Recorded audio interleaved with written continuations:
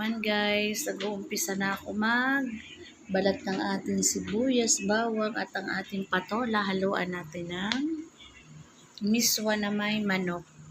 Tapos yung kamatis pala guys, kuha ko sa reo.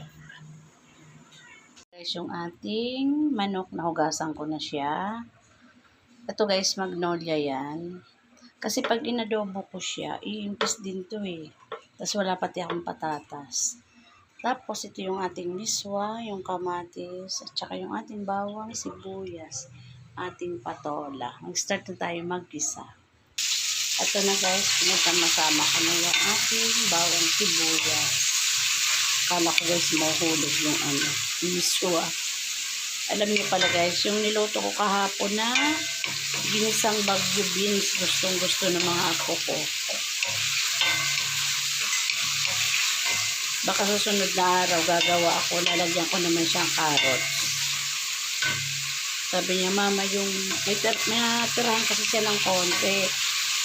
Kumain kami kaninang tanghali, ang ulam namin, yung mga tira-tira lang na ulam sa ref, pinag-iinit ko lang. Sabi nila, mama, yung tira, yung bagyo beans, yung ginisa ko raw kagabi. Ang tira konti na lang, kinain ng dalawa magkapatid. Tapos yung manok, yung isa ko naman, nung nakaraan, ano ba yung luto?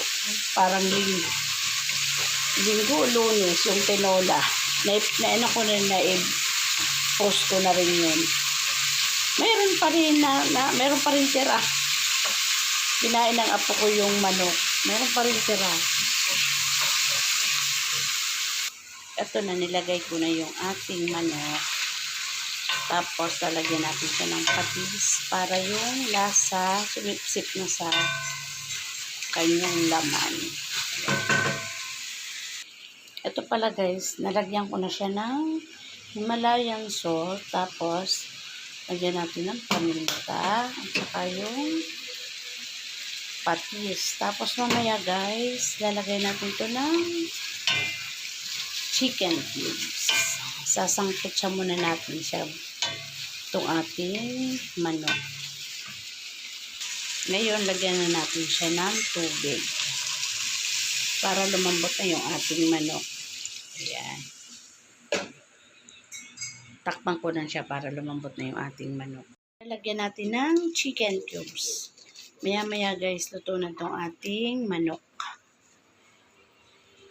Hindi ko pa ito guys sa titikman kung okay na yung alat.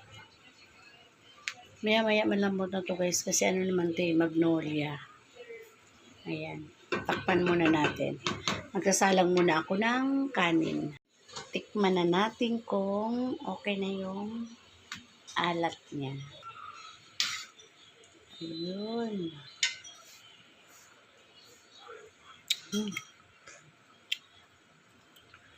Harap. Lagyan ko pala siya guys. Nakalimutan ko yung siling haba. Ito yung ating siling haba. Ito guys, pinagsabay ko na yung aking miswa at ang aking patola.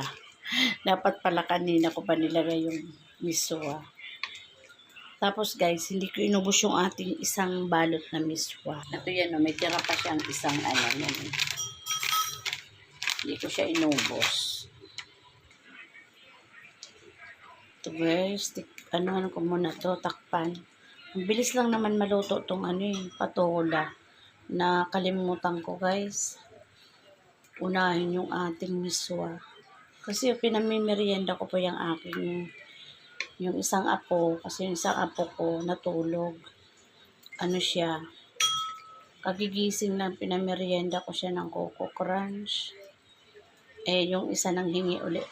Nanghingi yung isa kong apo pa, kaya binigyan ko din. Kasi kanina, yung dalawa kong apo na magkapatid, tinapay ang minerienda nila. Pakuluan muna natin guys para maluto na yung ating gulay. Guys, luto na yung ating sinabawan na patolang may manok. Ayan, kain na.